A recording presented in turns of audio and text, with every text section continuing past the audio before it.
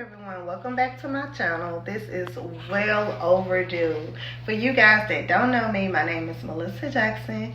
I am blind. I have a condition that's called retinitis pigmentosa. Today I will be doing a story time about me driving while being blind. I don't condone this. The only reason why I'm making this video because giving up driving was one of the hardest things for me to be able to do.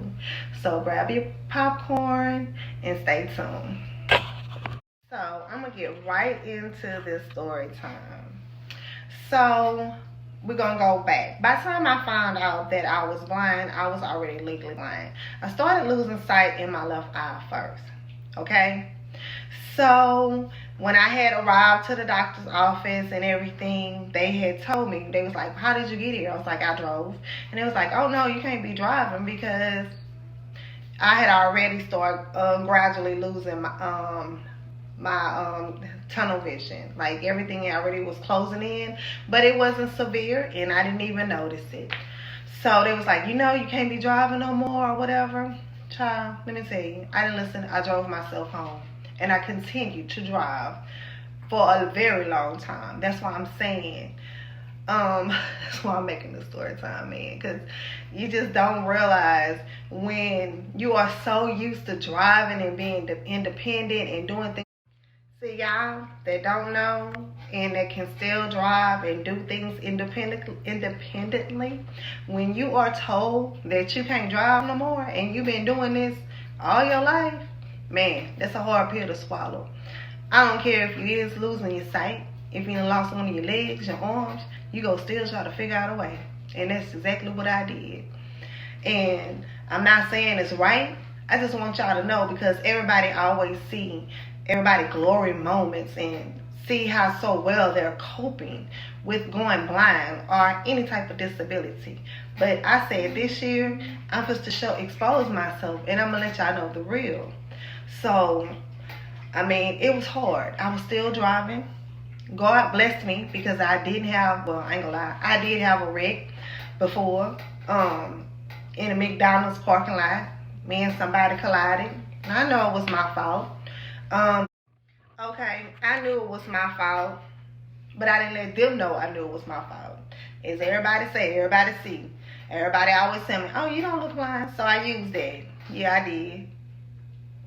Hey, it was a man. They had looked like they probably was some smokers or whatever, and I took advantage of that. They had a beat up vehicle. My vehicle, it's all right. I ride a slab, and I had backed up, and I know I backed up in them people. I know I did. But they was like, don't worry about it. And guess what? That was my cue to go. That was nothing but God. Because, baby, I knew I wasn't supposed to be driving. And we exchanged words. I went off, honey, like I was in the right, baby. Y'all should have seen me. I was like, oh, y'all backed into the fuck of me or whatever. And then I was like, yeah, I better have some insurance, baby. Y'all should have seen me. I did a whole shebang, baby. And anyway, we left. So I'm saying all that to say this. Let me tell you, this how life will do you. Okay, so me, yeah, I do cope very well with losing my sight and being blind. But I do have my moments. And it's certain things that push me into that moment. Okay, I have teenage kids. Well, two of them is grown now. One of them is teenage, but one of them was teenage at that time. So teenagers go be teenagers, right? So he ain't want to bring me to go get nothing to eat. I was starving. They ain't had nothing up in here. He was sleeping, and nobody wanted to bring me. So guess what? I'm like, man, I ain't got to deal with this. Fuck this. Got my purse, honey. I was like, baby, I still got tunnel vision, and I'm going to use what I have, and I'm going to use it till I'll go out. You feel me? And that's what I was on, and I was on that for a long time. Especially when, like I said, when you so used to doing everything for yourself, and then somebody go tell you, and I'm not saying this for those that know my son to tell him anything, because kids go be kids. And I had to learn that throughout these years and dealing with all this.